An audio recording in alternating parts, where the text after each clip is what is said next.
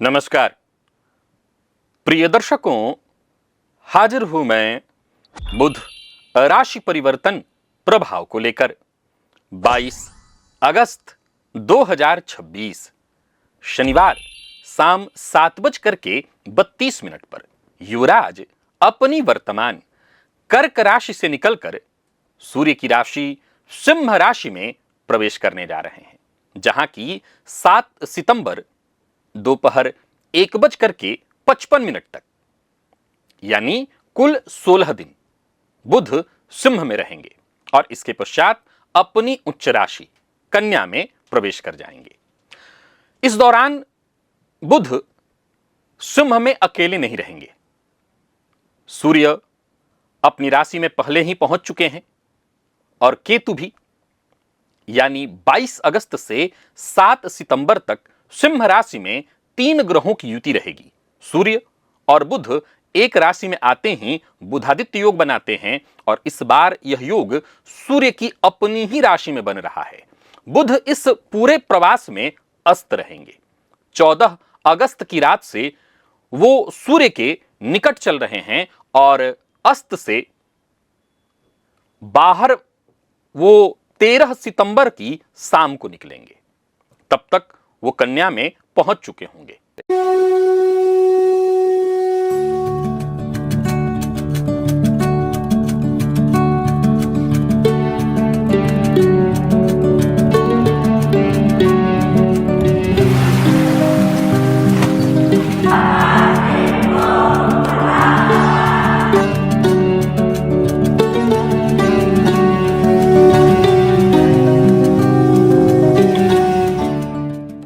अस्त बुध का सीधा अर्थ अगर समझना है तो बस यूं समझ लीजिए, बुद्धि का अपना बल कम, सूर्य का सहारा अधिक। इसलिए इन 16 दिनों में एक मूल सूत्र आपको याद रखना है। क्या? बुद्धि को बड़ों के साथ जोड़िए। जो काम अफसरों, बड़ों या अनुभवी लोगों के सहारे होंगे वो इस दौर में अवश्य सफल होंगे, और जो केवल अपनी चतुराई के भरोसे होंगे उनमें चूक की आशंका बनी रहेगी। अब इन 16 दिनों को जरा विस्तार से समझिए। 22 से 29 अगस्त तक बुध केतु के नक्षत्र मघा में चलेंगे। केतु की युति और केतु का नक्षत्र यानी दोहरा प्रभाव, यह खंड सबसे संवेदनशील है। सीधी सी बात है, बुध जिन चीजों के कारक हैं, तो इस दौरान बोलचाल में गलती, कागजात में कोई ना कोई कमी, यह इस दौरान सबसे अधिक संभव है। 27 अगस्त की रात सूर्य बुध की युति बिल्कुल सटीक अंशों पर युति सिंह में ही होगी। तो ये 2-3 दिनों में कोई बड़ा कागजी निर्णय करना है या किसी भी तरह की का कोई बड़ा निर्णय लेना है तो अकेली समझ से मत लीजिए, किसी अनुभवी की राय से लीजिए।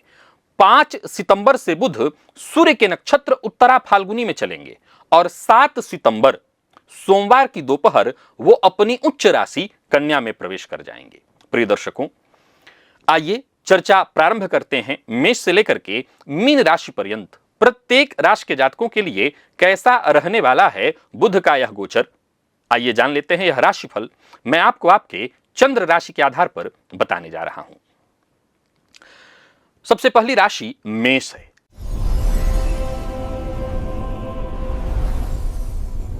मेष राशि के जातकों के लिए बुध आपकी राशि से पंचम भाव में प्रवेश करने जा रहे हैं, जहां पहले से ही सूर्य और केतु की युति है। यह भाव संतान, पढ़ाई और मन का है, 3 ग्रहों से भरा। अब देखा जाए तो पढ़ाई करने वाले विद्यार्थियों के लिए या जो सरकारी नौकरी की तैयारी कर रहे हैं ऐसे विद्यार्थियों के लिए बढ़िया रहने वाला है। इस गोचर काल के दौरान कहीं दाखिला लेना है, कहीं फॉर्म भरना है, छात्रवृत्ति का आवेदन करना है, कोई पंजीकरण करना है, यह समय 16 दिनों का जो है बुध अस्त जरूर है, बुध अस्त जरूर है, फायदा मिलेगा। बस नियम क्या याद रखना है, तो हर फॉर्म को भरने से पहले, भेजने से पहले रीचेक करना है। क्यों? क्योंकि बुध अस्त हैं, तो एक गलत अंक भी आपके काम को लटका देगा। विद्यार्थियों के लिए अगर हम सीधी बात करें तो यह समय अच्छा है, आपको पढ़ाई में आपका मन लगेगा, पर जल्दबाजी की गलती नहीं करनी है, खतरा भी उतना ही रहेगा। अब मान लीजिए कोई परीक्षा इस दौरान दे रहे हैं, तो बुध के अस्त होने से क्या नुकसान होगा?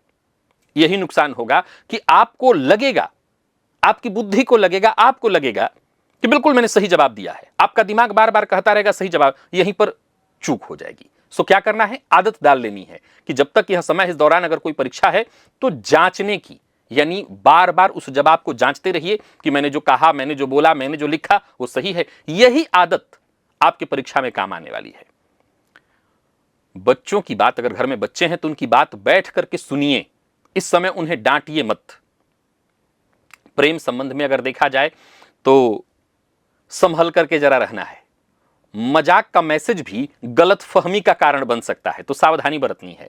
और बाकी अगर बुध की दृष्टि की चर्चा करें तो लाभ भाव पर बुध की दृष्टि है तो धन लाभ वगैरह तो कराएंगे ही। सूर्य के साथ अस्त होने के बावजूद शेयर मार्केट वगैरह से भी लाभ मिलेगा, लेकिन शॉर्ट टर्म इन्वेस्टमेंट मत करिएगा। और बुधवार के दिन विशेष रूप से गणेश जी के सम्मुख घी का दिया जलाइएगा, आपको लाभ होगा।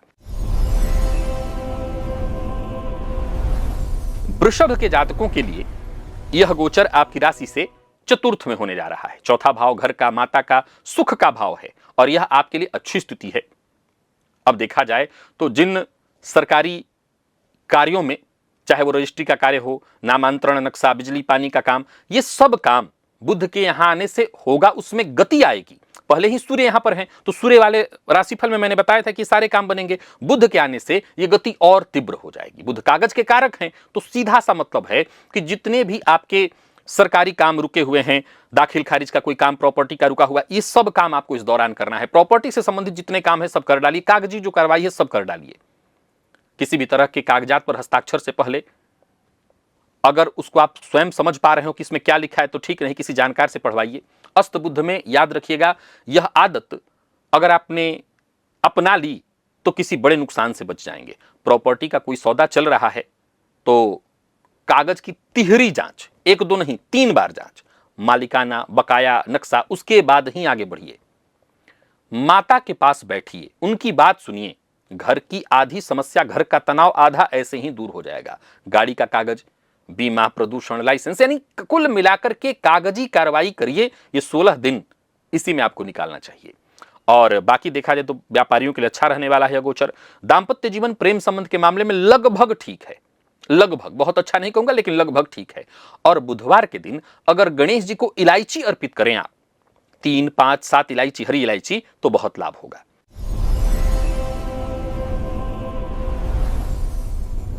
मिथुन के जातकों के लिए यह गोचर आपकी राशि से तीसरे में होने जा रहा है। बुध आपकी राशि से जब तीसरे में जा रहे हैं और यहां पहले से ही सूर्य है, सूर्य का होना अच्छा है, केतु का होना भी अच्छा है, तो ये 16 दिन कैसे हैं, तो बोलचाल और मैसेज से फायदा भी होगा। लेकिन यह भी ध्यान रखना है कि अस्त हैं तो एक सामान्य सी चूक एक बड़ा खतरा खड़ा कर देगा। सो आपको क्या करना है, बोलने से पहले अच्छे से सोचना है। कोई मैसेज लिख रहे हैं तो भली भांति सोच लीजिए, विचार कर लीजिए कि इस मैसेज का प्रभाव कैसा होगा।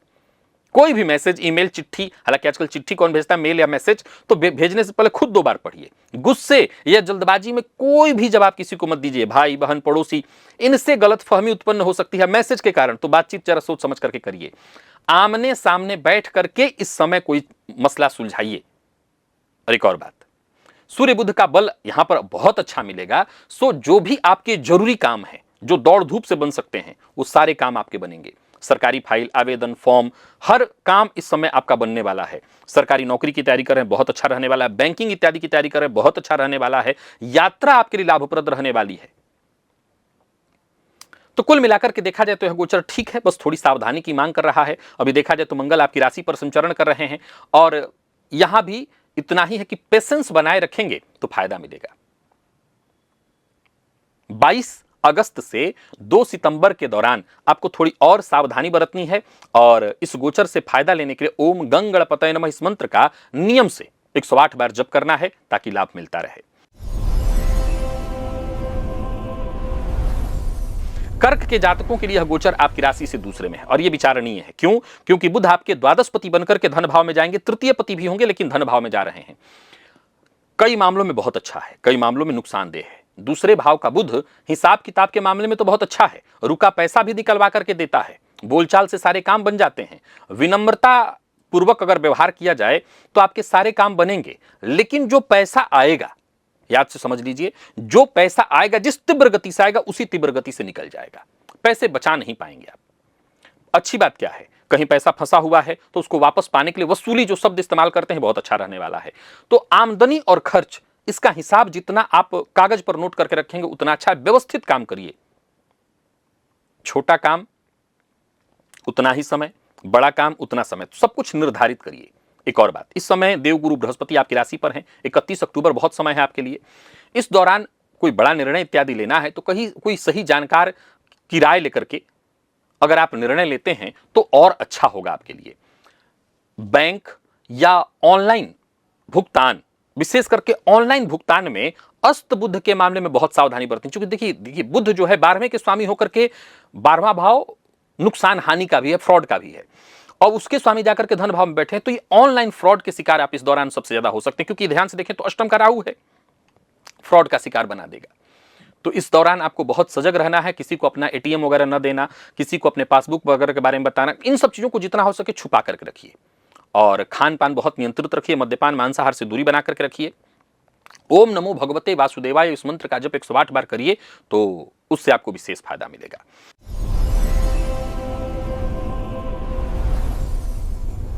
सिंह के जातकों के लिए यह गोचर आपकी राशि पर है, तीन ग्रह और वो भी आपकी राशि पर। सूर्य का आपकी राशि पर होना, बुध का आपकी राशि पर होना, देखा जाए तो बुध लाभपति और धनपति बनकर के आपकी राशि में गोचर करेंगे। अब यहां पर देखें तो बुध के आने से एक नई बात आपके साथ क्या जुड़ने वाली है कि सारे काम आपके बनेंगे, तैयारी के साथ आपके को चलना होगा। इस दौर में आपकी कही और लिखी हर बात लोगों का ध्यान आकर्षित करेंगी। तो आप यूट्यूबर हैं, आप मीडिया, आप कोई पब्लिक फिगर हैं, तो कुल मिलाकर के यह गोचर बहुत अच्छा रहने वाला है। अस्त होने के बावजूद, बुध अस्त हैं तो सबसे बड़ी सीख आपको कह चुका हूं, कम बोलिए, नाप कर बोलिए, लिख कर भेजने से पहले 2 बार पढ़िए। मन में विचारों का जो तूफान है वो बहुत बड़ा रहेगा, पर इलाज एक ही है, एक समय में एक काम। 27 अगस्त को बुधादित्य योग बनेगा, ये एकदम सटीक आपकी राशि पर होगा। वो एक सप्ताह पूरा आप ले लीजिए, एक सप्ताह बड़ों और अफसरों के सहारे। बड़ों और अफसरों का अर्थ है कि जो जानकार हैं उनकी कही बात मानते हुए और अपनी तैयारी रखते हुए, केवल अपनी चतुराई से ही आगे नहीं बढ़ना है आपको। कोई लगता है कि नहीं मैं ये काम धीरे से अलग से साइड से कर लूंगा, ऐसा नहीं करना, राय मशवरा करके। 22 से 29 अगस्त का मघा वाला खंड जो होगा वो संवेदनशील होगा, उसको जरा नोट करके रखिए। उस दिन, उस समय में गुस्से और जल्दबाजी दोनों पर आपको कड़ा पहरा लगा देना है। सेहत के मामले में त्वचा, गला और नींद, इन तीनों चीजों से संबंधित परेशानी आपको होगी। 7 सितंबर को बुध कन्या में चले जाएंगे और 13 सितंबर को अस्त से बाहर निकल आएंगे। उसके बाद के जो दिन हैं आपके लिए फिर सरल हो जाएंगे। तो कुल मिलाकर के वैसे यह गोचर अच्छा है, लाभप्रद है। गणेश अथर्वशीर्ष का पाठ और गणेश जी की आराधना से आपको विशेष लाभ होगा। कन्या के जातकों के लिए यह गोचर आपकी राशि से 12वें में है। अब यहां पर देखें तो उच्चाभिलाषी हो रहे हैं बुध सूर्य के साथ, सूर्य की राशि में 12वें में। अब अस्त हैं, इस अस्त का आपको फायदा मिलेगा। ये 16 दिन आपके लिए प्रतीक्षा ही है, मैं यही सलाह दूंगा, प्रतीक्षा, तैयारी। जो भी बड़ा करना है उसकी तैयारी और प्रतीक्षा, निर्णय का नहीं है, सीधी बात। कोई बड़ी खरीदारी नहीं, कोई बड़ा एग्रीमेंट नहीं, कोई बड़ा निवेश नहीं, सब 7 सितंबर तक टाल देना है, क्योंकि उस समय तक आपके स्वामी आपकी राशि में जब तक आ नहीं जाते हैं, उच्च राशि में प्रवेश नहीं कर जाते हैं, और 13 सितंबर को अस्त से जब तक बाहर नहीं आ जाएं तब तक आपको थोड़ा सजग रहना है। फिर उसके बाद असली समय शुरू होगा, फिर इसके बाद आप काम करिए अपना सारा, फिर आप आगे बढ़िए, कोई दिक्कत नहीं है। इस गोचर काल के दौरान खर्च पर बहुत सोच समझ करके अंकुश लगाना है, एक एक रुपए का हिसाब रखना है। जहां भी कटौती हो सकती हो कटौती करिए। घर के सदस्य भी खर्च कर रहे हैं तो सोच समझ कर बच्चे कहां पैसे लगा रहे हैं, इन सब चीजों पर ध्यान रखना है, पकड़ बनाए रखनी है। विदेशी जो कार्य हैं, जैसे कि विदेश में कोई पासपोर्ट, वीजा, आवेदन इत्यादि, ये सारे जो कार्य हैं उनके लिए 7 सितंबर के बाद का समय रखिए। 2 सितंबर को नीच शुक्र आपकी राशि से निकल तो जाएंगे, पर अच्छी बात है कि उसके बाद भी आपके काम बनते रहेंगे, जिसकी चर्चा मैं आगे आपको करूंगा। एक और बात, इस गोचर काल के दौरान आपको मोबाइल वगैरह से जितना हो सके दूरी बना करके रखनी है। और विद्यार्थियों की बात करूं तो ठीक है यह समय, लेकिन और अधिक मेहनत की मांग कर रहा है। और हर बुधवार को मंदिर में हरा मूंग जाकर के दान करिए, तो 16 दिन की बात है, तो मतलब 2 बार आपको मिलेगा मौका, करिए, फायदा होगा।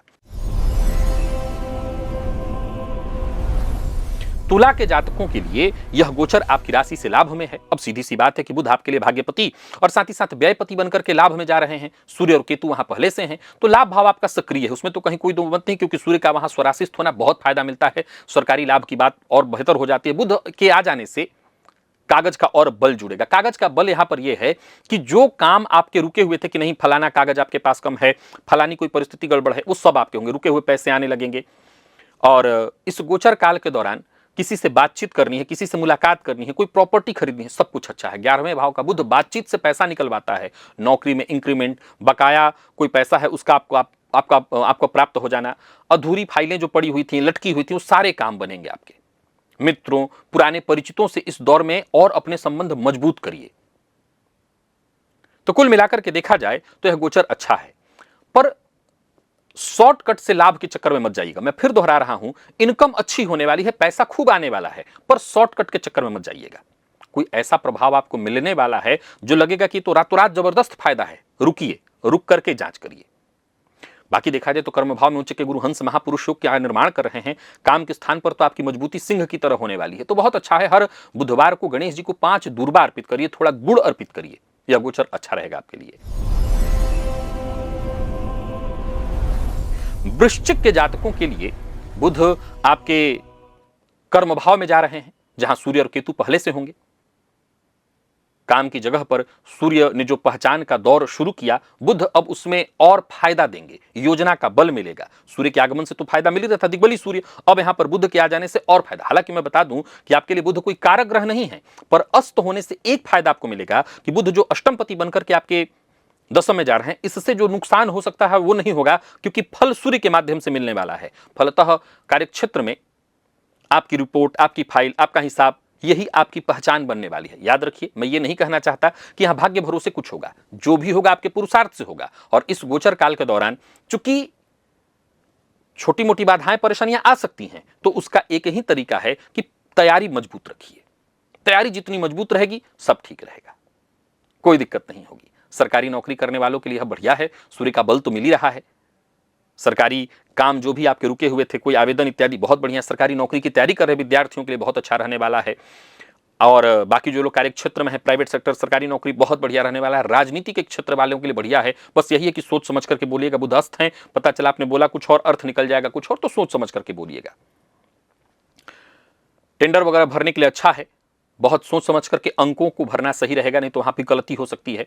तो सावधानी, कुल मिलाकर के अस्त बुध के चलते सावधानी की आवश्यकता है। और हर बुधवार अगर आप व्यापारी हैं तो व्यापारिक स्थल पर विशेष रूप से गंगाजल का छिड़काव, ये बात घर में भी लागू करिए और व्यापारिक स्थल पर भी लागू करिए, गंगाजल का छिड़काव करिए।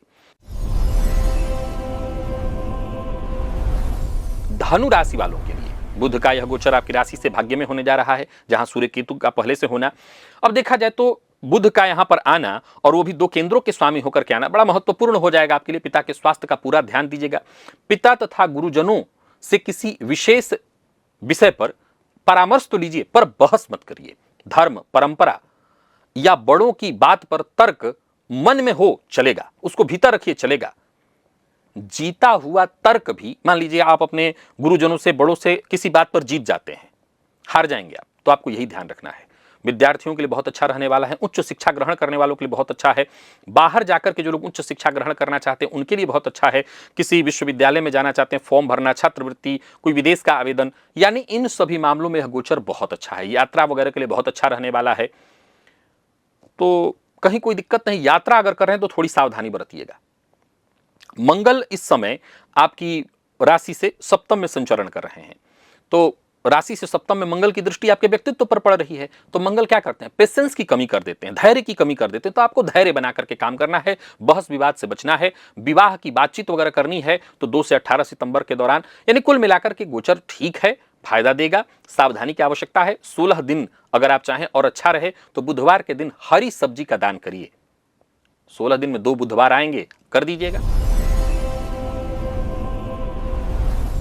मकर के जातकों के लिए यह गोचर आपकी राशि से अष्टम में है। तो सूर्य वाले में भी मैंने कहा था कि कोई बहुत अच्छा तो नहीं कह सकता हूं, तो यहां बुध वाले में भी यही कहूंगा, पैसे फंसेंगे, काम में परेशानियां आएंगी, छोटी मोटी बाधाएं परेशानियां आएंगी। हालांकि जो ऐसे रुके हुए काम थे जैसे बीमा का काम, कोई पुरानी धनराशि इत्यादि का काम, उत्तराधिकार से संबंधित काम, ये काम बनेंगे। लेकिन ये बात तय जानिए कि हर मामले में छोटी मोटी बाधा परेशानी आने वाली है।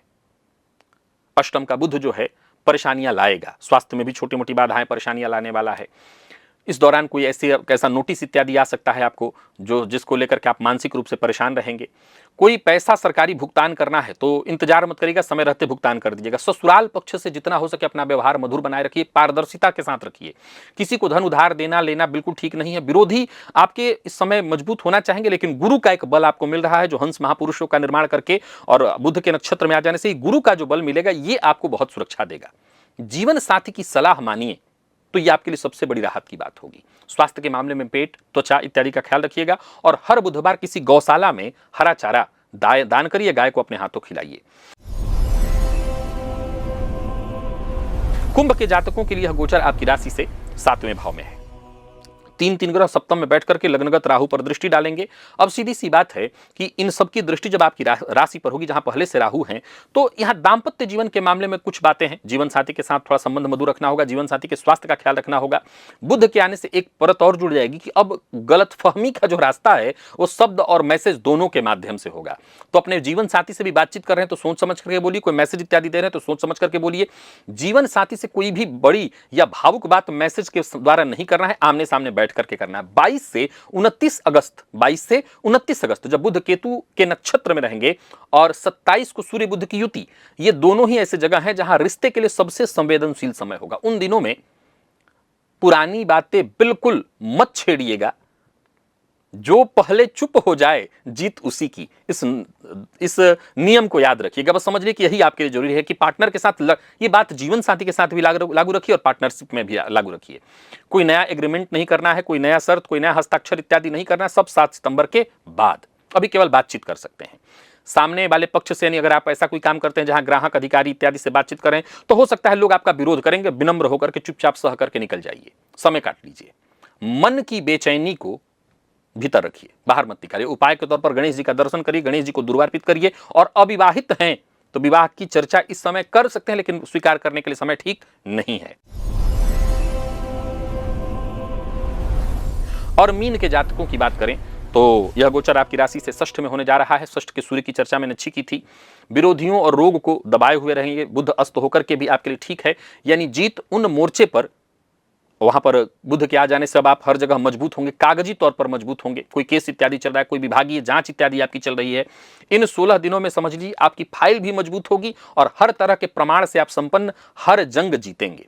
स्वास्थ्य का विशेष ख्याल रखिएगा, वाहन चलाते समय सावधानी बरतिएगा।